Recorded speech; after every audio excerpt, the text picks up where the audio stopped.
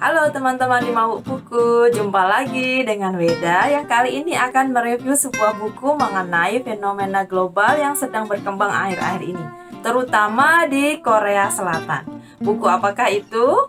Terus simak video ini. Jangan lupa subscribe dulu channel di Mabuk Buku serta like dan komen video ini.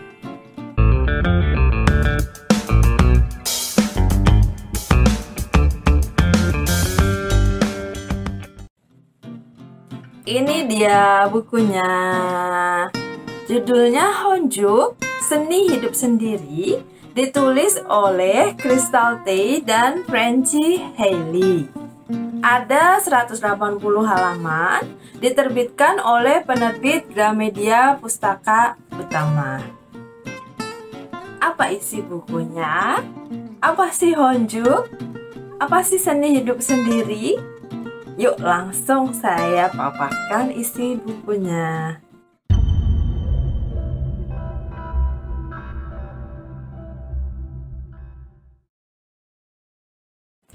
Jadi Honjuk itu sebetulnya gabungan dari dua kata, Honja dan Juk.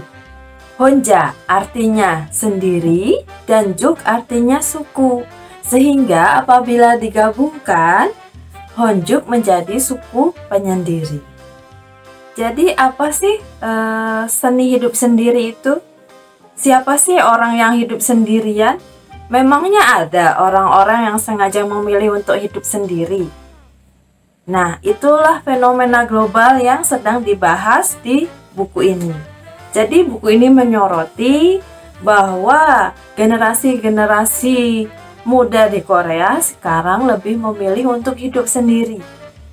Tapi hidup sendiri dengan kesepian itu berbeda. Dan buku ini juga menjelaskan perbedaannya. Seperti apa isinya? Langsung aja kita bahas. Siapa sih Honjuk ini?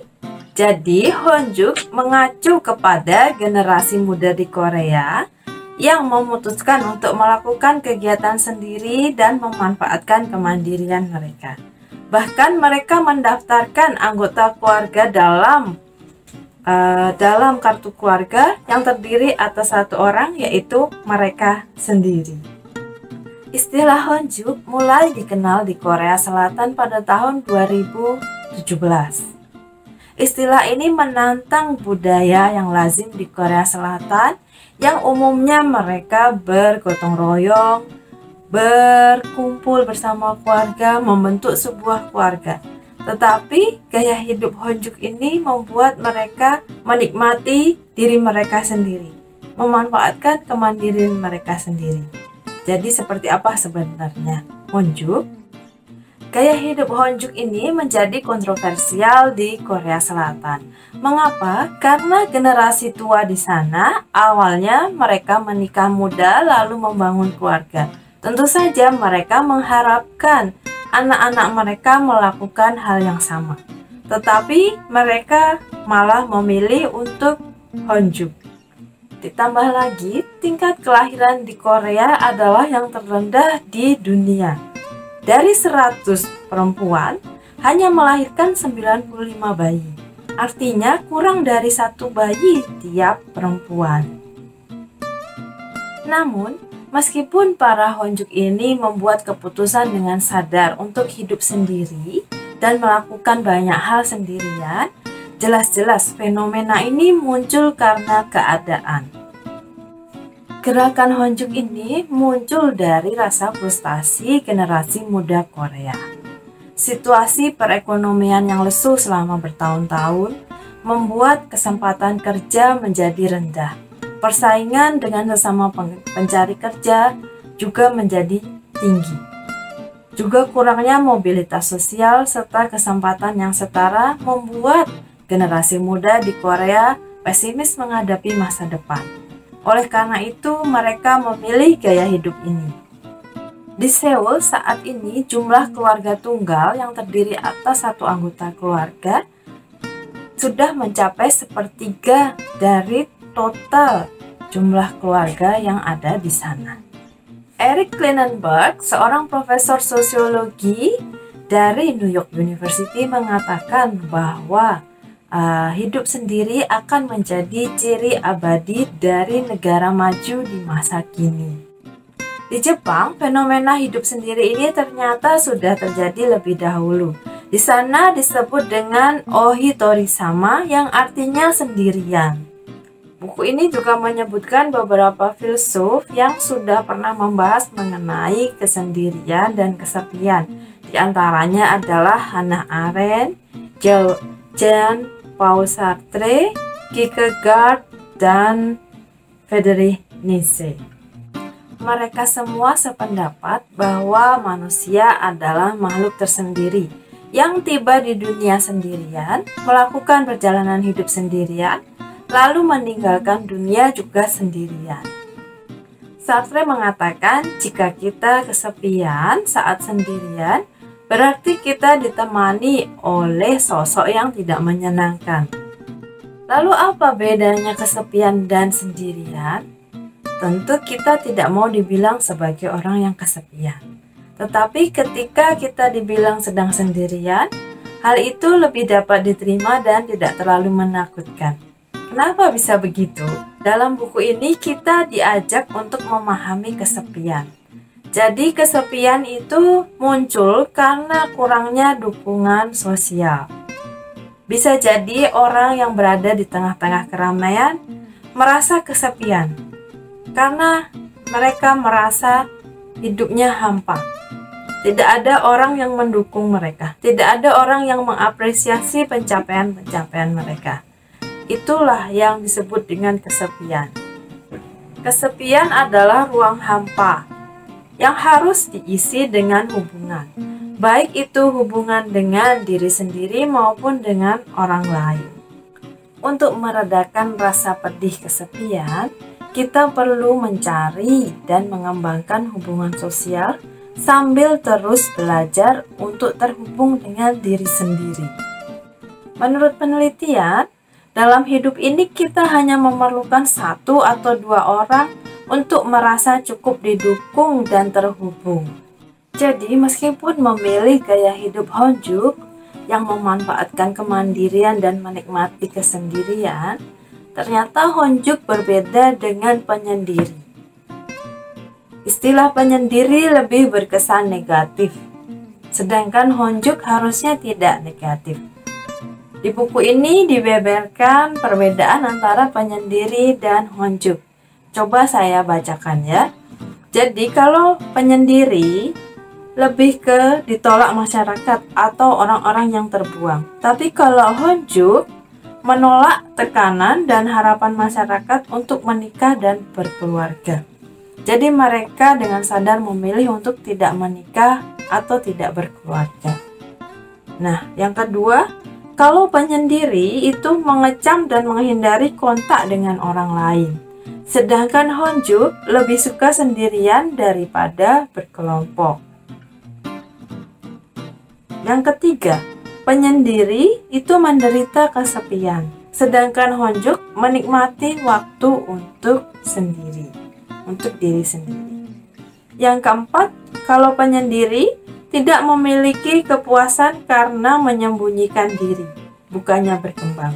Sedangkan Honjuk fokus pada memenuhi kebutuhan diri sendiri sebagai cara untuk berkembang, tidak peduli pada pandangan dan persetujuan orang lain. Yang kelima, penyendiri, menyendiri dan introvert.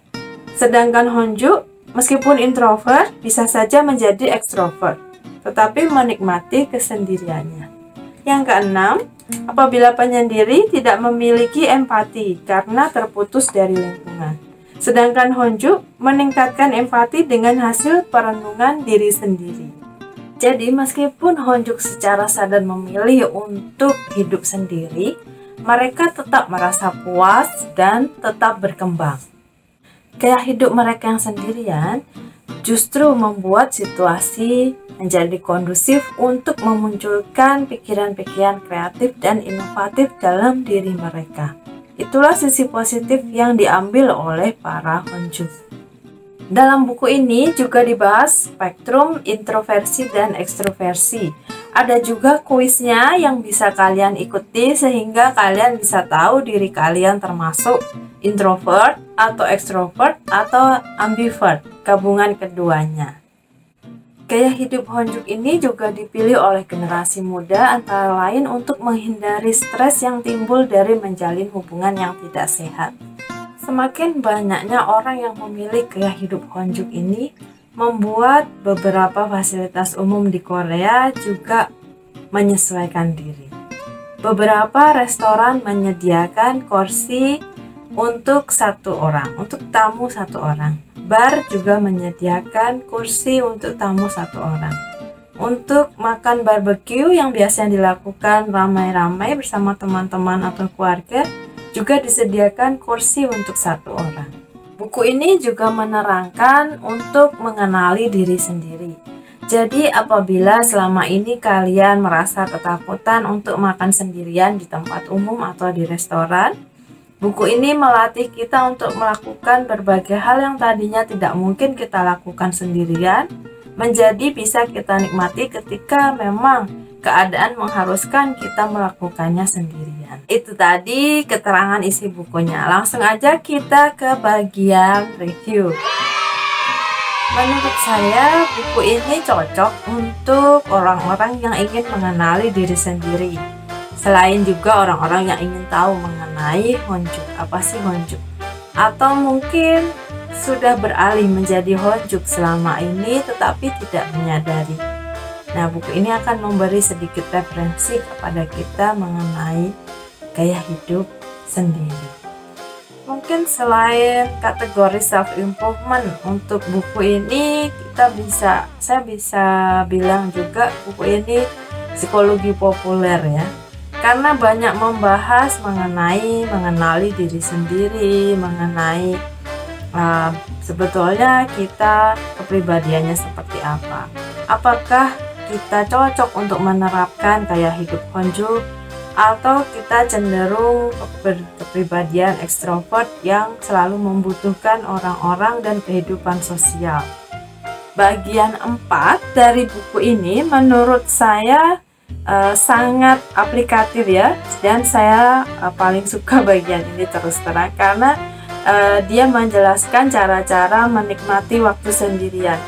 Sejenak membuat kita terlepas dari kerumunan orang yang mungkin selama ini menjadi pemicu stres yang tanpa kita sadari. Di sini dibahas mengenai melakukan hal-hal yang bisa kita nikmati sendiri.